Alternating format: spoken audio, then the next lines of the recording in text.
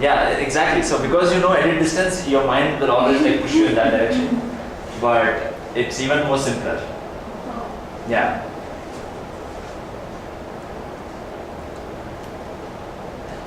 The shortest length, right? So let's say that I start with hit, okay? And then I have like hit has many children, right? All of the one character transform products. And only some of them exist in the dictionary, so I only take those children. And then those children have other children. And then it keep going on, right? So if I want to find the shortest length, then the first time I get this result, so the first time I get this result in any layer, I have to stop there. Right? So I have to go layer by layer. Right? Because the first time this appears in any layer, that is the shortest distance, right? So BFS? Exactly, that's it. You just do a BFS. You do it's very similar to a graph BFS, and the neighbors are not given to you, you just need to compute your neighbors as you go along. Yeah. But can you I'm checking Yeah, but yeah. It will not work with just one BFS, right? No, we have to BFS. BFS. Sorry, even with one BFS, Yeah. it will not work, right? Why won't should it work? work. Because BFF will stop when all the levels Since we just So hang have on. unit way. So it says that if you can't reach, then you have to return 0. So it's also possible that you can't reach it. Oh, okay. How will we know? So Yeah, let's say Have this you is- visited all? Let's say this is like this is a word that's not even here, then you can't reach it, right? Or even if it's in there, let's say this is pig, okay? So I have all these words in pig. You can't get a pig through one letter transformations, right? In that case, we would have visited all. Yeah, exactly. Awesome. So BFS. so BFS. What is another feature of BFS? So you go breadth first, Yeah. but how do you know? No. So okay. Let me put it this way. So let's say I went from hit to hot. Okay. Then hit is another child of hot, right? Like hot is a child of hit because I changed I to go. But I can again go from hot to hit, and I can keep stuck in that loop. Yeah. In that case, what should I do? How should I avoid that? visited or Yeah, that's it. All the words. Yeah. Yeah, that's it. So in BFS, you have queue and visit. Yeah, these are the two things you need to know. Yeah, so that's why I put this problem because we'll be using queue. And this is the only good use case I found for you where you use it to do BFS, sorry. Okay? Okay, now there's another problem. I'll pull up paint for this. There's another problem with this approach.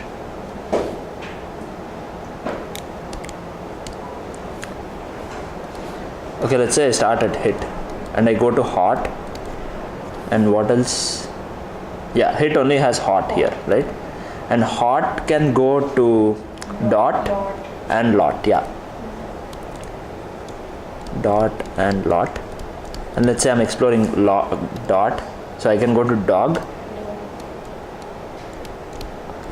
and then I go to cog, right? And how I do BFS is, I have this, I add it into the queue, I pop it, I add all of its neighbors to the queue, and then I go, and then I add all of its neighbors to the queue, I keep doing that. But by the time I get here, and I know that this is the end word, how will I know the depth? I need to return 5. So how will I know the depth? So let's do BFS on this, okay? So first the queue has hit. So this is the queue. So first it has hit, right? And then I pop hit, and then I get all of its neighbors and add it to the queue. That's it, right? And I also have a visited to make sure that I don't visit the same words. Let's assume that like we won't visit the same So words. this is like the number of semesters problem. We need to calculate the number of semesters from start to end. We need to know the level.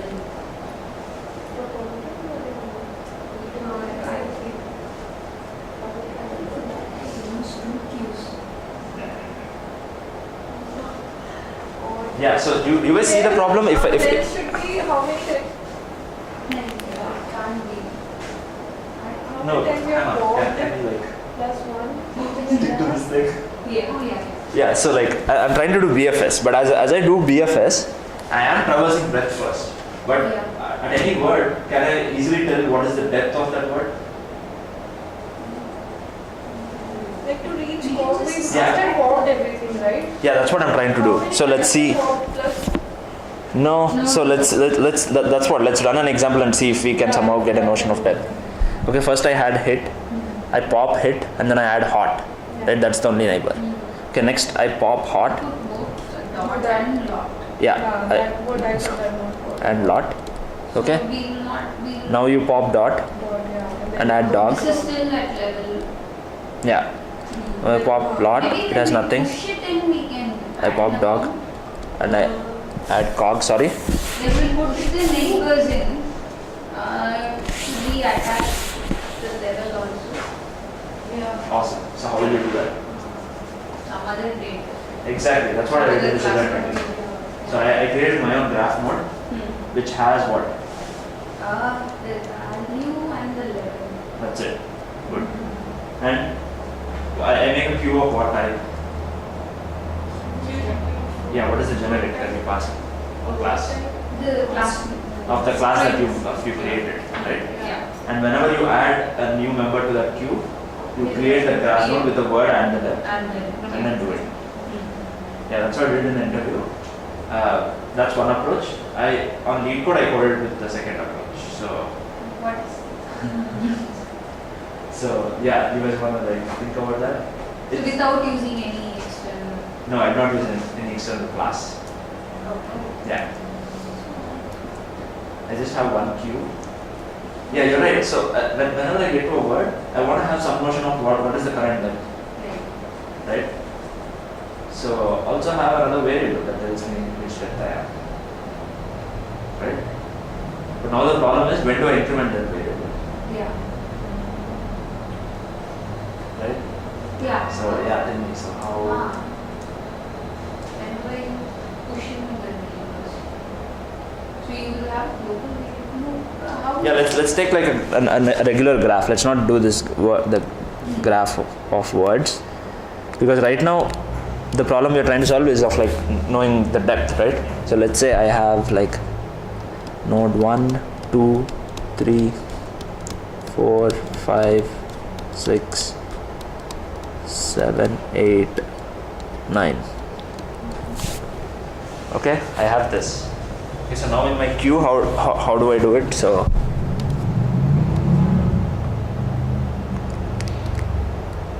yeah.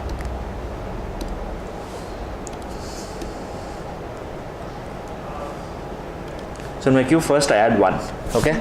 And that's the only thing at depth 1. Right? Once I pop it and I add 2 and 3, and at that point I need to mark that this depth is over. Okay? Yeah. Next, I have 2 and 3 now. So next I pop 2 and I add 4 and 5. And then I pop 3 and then I add 6.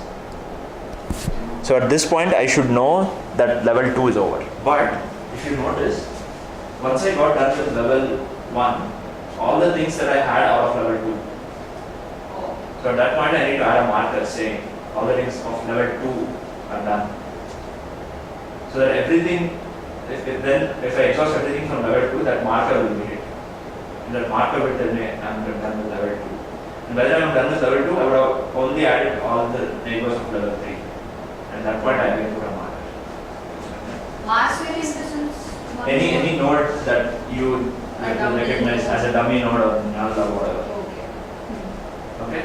So first I add 1 and I add null. So whenever I hit a null, that means I exhausted That everything level of is certain depth. Okay? But before I hit null, I would have added 2 and 3. Right? Okay, let's run that algorithm again. See, add one. So you will have 1 and null. Yes. When 1 is popped out. Well, yeah, why I add null is 1 is the only thing in depth 1. Yeah. Right? So when one null is popped out, you go. No, hang on. First you pop out 1 and then add 2 and 3. Yeah. Okay? And now I get to null. Right. We will know the Once I get to null, I know I exhausted everything of certain depth. Okay? So the way null addition happens is Yeah. when you visited all the neighbors in that level, right? No, I add null. Above level, If right? I see, there are two levels. There is the current level at which I am, and then when I'm popping the nodes at that level, I'm adding the nodes of the next level. Right? So if I'm in this level, everything that I'm going to add will be of the third level only. Right. Right? That's why we How have do you put a So, null? Once again, I Yeah. want to finish answering your Yeah. question. So, by the time I get to null, that null would have been added when I was traversing the previous level. Right? And once I get to null, that means I listed everything of every node of that level. That means I've already added everything of every node of the next level. So at that point I have another node. That's it. So how do you put a null after 6? How do you come to that? Yeah, good. So first I add 1 and null, Yeah. right? I pop 1, I add 2 and 3, and now I get to null. So that null tells me a certain depth is over. Okay? A certain depth is over means I added into my queue, I added everything that's in the next step. So you check the peak the first element in the stack and see. No. So you pop it and like whatever you get will be null, right? Okay, so you have put 2 and 3 Yes. and a null. No, so hang on, let me finish. So first you add 1 and null, right? So I pop 1, I add 2 and 3. And now I get to null. So what does that null tell me? That level 1 is over. Yeah. Level 1 is over means in my queue I already added everything of level 2. Okay. So then I need to add another null. So every time I get a null, I add a new null. Plus. Yeah. So 2 and 3 is over and then I add a null. So when I pop 2, I add 4, 5. I pop 3, I add 6. And then what is the next node? No, after 2 and 3 there is null. Null. Yeah, that's why I want to run this Okay. here. Okay.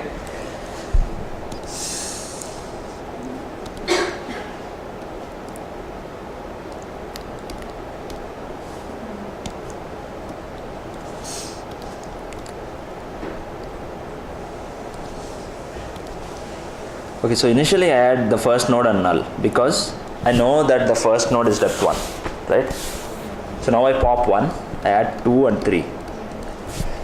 Whenever I see null, very simple. Pop it, add another null. That's it. Okay? Now I have 2 and 3. So now I pop 2, add 4, 5. Now I pop 3, add 6. And what's the next guy? Null. So I pop it and I add another null. Because this null tells me I'm done with depth 2. So I add another null to mark the end of depth 3. Next I pop 4, 5, 6. So I would have added 7, 8, 9. And then that null comes. And then I add the new null for the next level. Okay, whenever I get a new null, I increment the depth. Do you have any questions? Can. Okay. Okay, let's look at the code. Do you guys have any questions? Okay.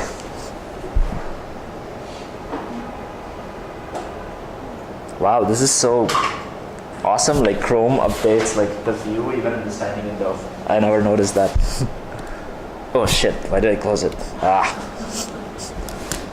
Okay.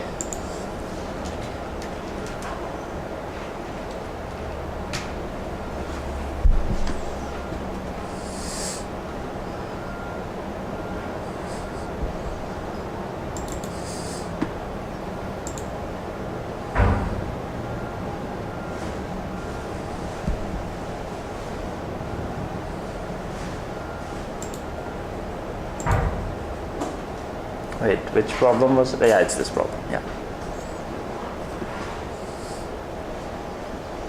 Okay.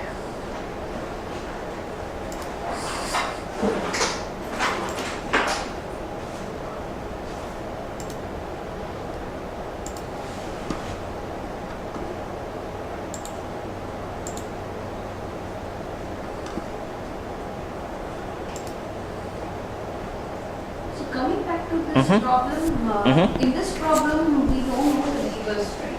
Yeah. So we'll see how to create the neighbors. Okay. So the first thing is I have a queue of string. Yeah, the other approach was create your own class. In that case, I will have queue of that class. Right? Yeah. Yeah. So now I have a queue. Yeah. Another thing I wanted to point out is in Java, Q is an interface. You can't say new Q. Okay, you can only say new of a type that implements that interface. So linked list implements Q. So new linked list, and you don't have pop. It's called core. So these tiny details are good to remember because in an interview, they'll also expect you to be familiar with these APIs from different data structures, right? Yeah, so it's add and pull, not push and pop. Actually, there are multiple ways. This is the most popular way. Yeah. Okay, so first I add start and null to mark the end of F1. And level is, okay, level, it's called level. And this is for visited. And I also add start to visited. Right? Okay, now I go in here and I pull out the first string, which is okay.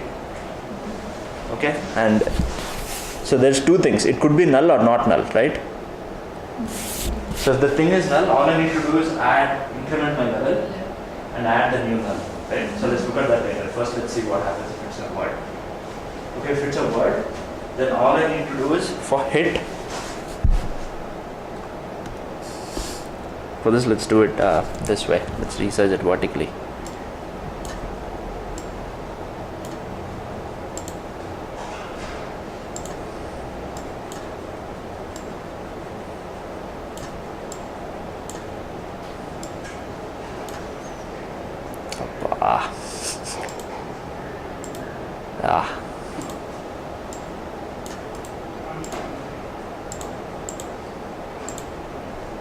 Okay, so now if I have hit, then all the neighbors of hit will be, first I replace H with all alphabets. So I'll have AIT, BIT, CIT, so on. Okay, and if any of those words is in the dictionary, then that's an able. Okay, next I go to I, and I do HAT, HBT, HCT, so on. So letter by letter, I try to replace each letter by all 26 alphabets. If any of those is in the dictionary, that means I hit a valid neighbor. Make sense? So that's what I have here. So this for loop, it goes from A to Z. But that is unnecessary iteration, right? Then how will you know the neighbors of it? Like for each word, Yeah. have we like compare and say there is just one character difference? Yeah, let's say in your dictionary all these words exist. Oh, Okay, then you have to go through all the millions of words in the dictionary yeah. and see do they differ only by one character, right? So So if the dictionary size is lesser than yeah, that's 26, true. It's a trade-off, but at least here I know that like for how many times will this loop run? Tell me that. No, I'm asking. 26 times the length, Yeah. right? At least I know that is fixed. If the dictionary has millions of Yeah. words, then yeah. Okay. So, yeah. And how will you compare that if given two words they differ only by one letter? Again, you have to iterate character by character. Yeah, so that's every word times the length of the word. So that will be more than this. So I make my string into a character array, and then for each slot, that means each array index, I replace that array index by every letter from A to Z, make a new string, and if that new string is equal to the end and it's contained in the dictionary, then I just return the level plus 1. Because currently I'll be looking at a certain level, right? If I get to a new neighbor, that's at level plus 1. So I just return that. If this does not happen, then next check is that word in the dictionary? If it is in the dictionary and it's not, I did not visit it, then I add it to Q, I add it to it. That's it. And then this goes on, Q goes on.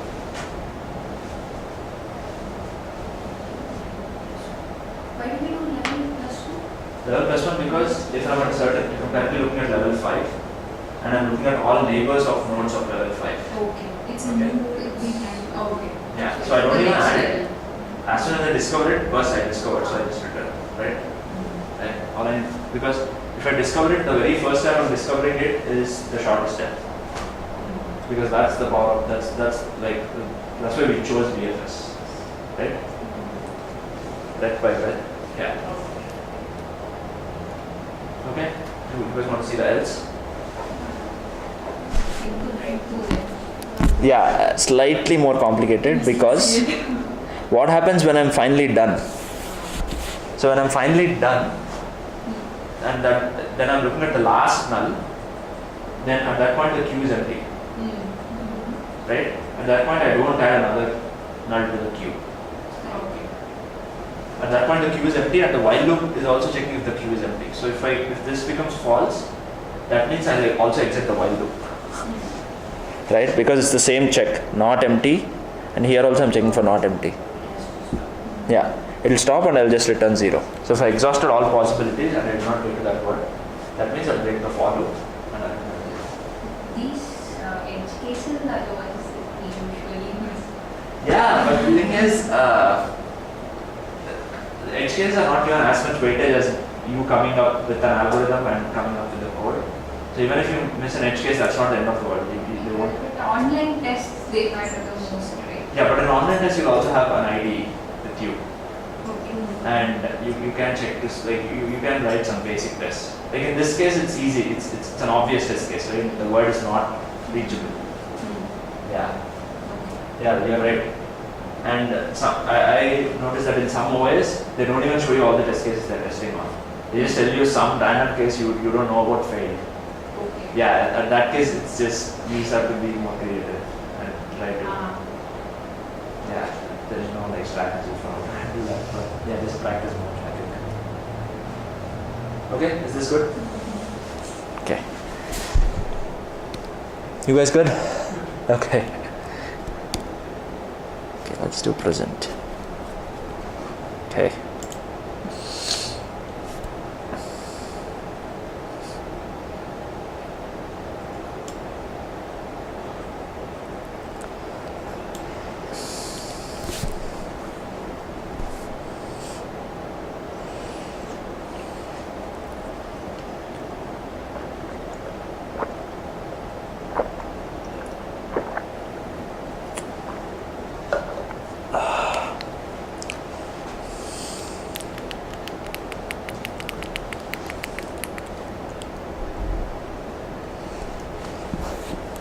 Makes sense? So this is only part of the question. So yeah, this is whatever is left.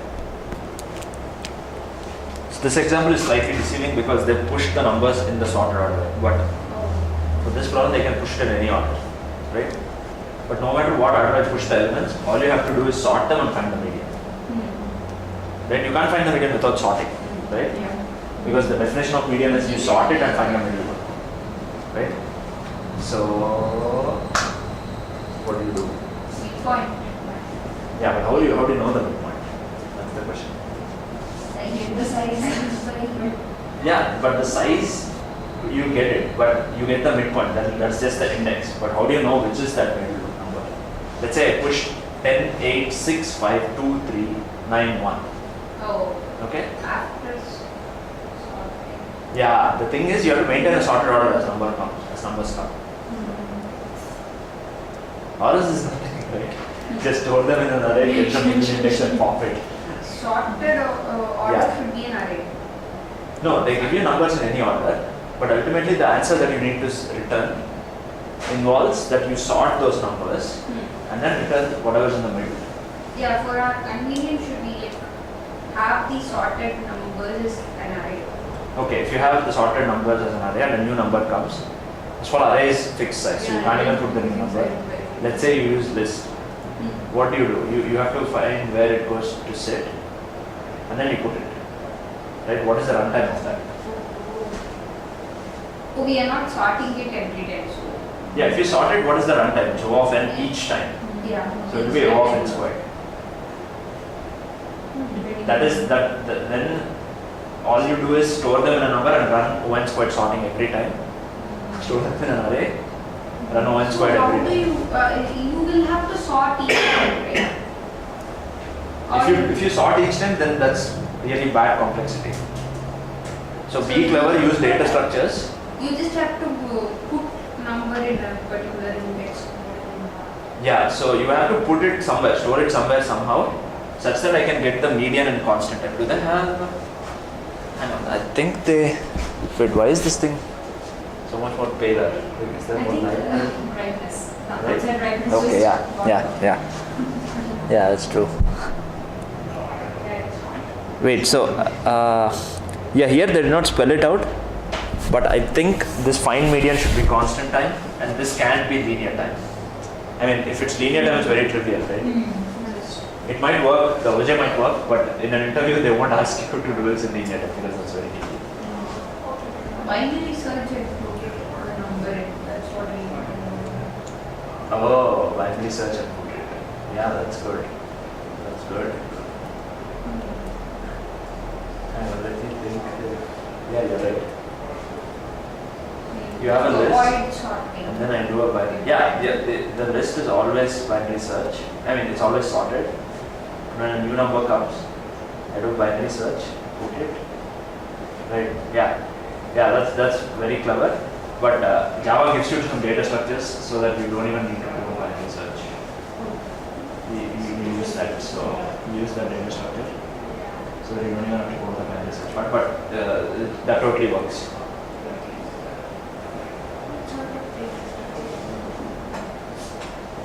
So the notion is not sorting numbers as they come.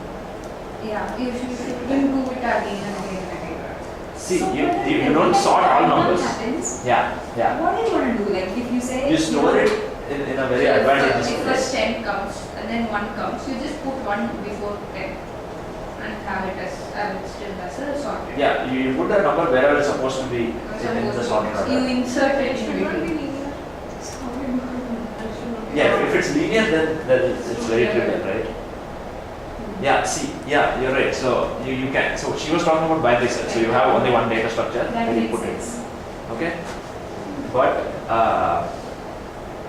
yeah, you can avoid like coding up binary search by cleverly using one data structure that Java gives you. Which is Okay, do you want to move on and tell you? I can tell you guys what it is. But you guys want to think for some more time. some key. Okay, so the thing is, you don't need to know the entire sorted order. All you need to know is the middle 2 elements or the middle 1 element, depending on how many elements are there, yeah. right? For the rest of the numbers, I don't care if what order they are. All I need to know is which are the middle 2 numbers. Partition.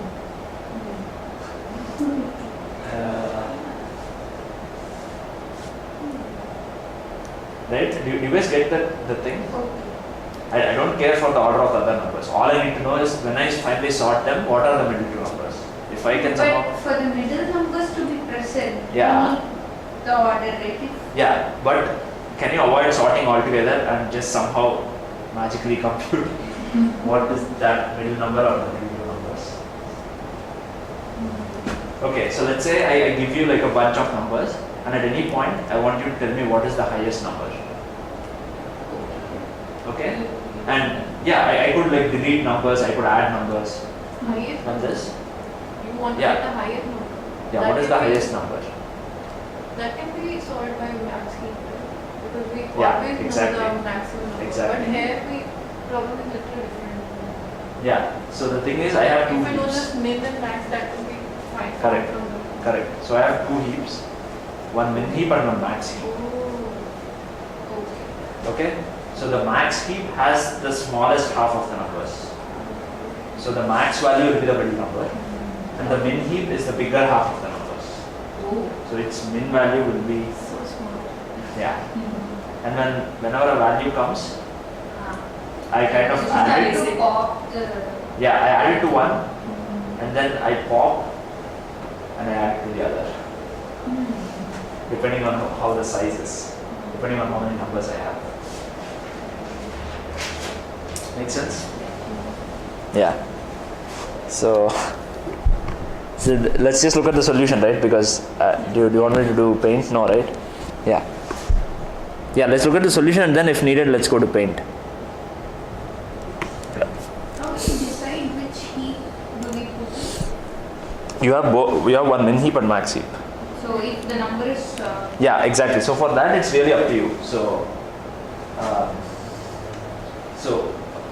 you can come up with your own convention. So let's say if there are an odd number of numbers, you can say that the odd number can be in the larger key or the smaller key. It's really up to you.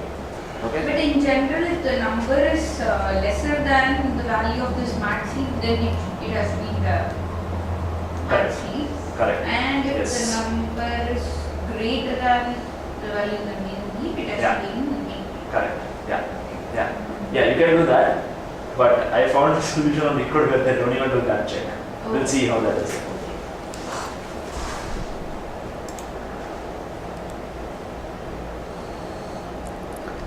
Okay, so in Java, yeah, why do you use priority queue for heap? We can access. See, what is priority queue? Priority queue is just a list of numbers that have a priority associated. And whenever I want to pop, I pop the one with the highest priority. Yeah. Right? So there's multiple ways to do that. Why do we choose this for heap? Because in Java they implemented it with heap. Yeah. So if you go to Eclipse, right click and look at the source definition, then you'll see that all that code is heap. Okay? But yeah, remember this. So for every priority queue, you also need to pass what is it called? A comparable type. So collections.reverse order is just telling it that there should be a max. And if you just don't put any, if you don't pass any comparative, it will be empty. Okay, so yeah, here all I look to see is, do I currently have even number of numbers in my data structure or not? Okay, let me pull up all of the code. Okay, let's just look at add num first. The other thing is very trivial, right? Yeah, this is what the chunk of the logic is. So currently I check to see if I have an even number of numbers. If I have an even number of numbers, then let's say I store the odd number coming into the large. Okay? At that point, I can either do the comparison that Shravanti was talking about, or I can do this. First add it to small, and then I pop from there. So if that number is bigger than the max in small, then that number itself will go to large. If that number is smaller than the max in small, then the max will go to large.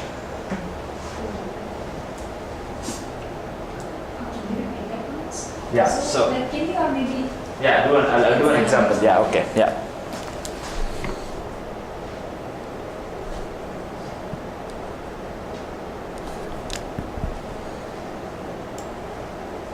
God, this thing resizes, it does not stay the same size. Okay, let's take a snapshot.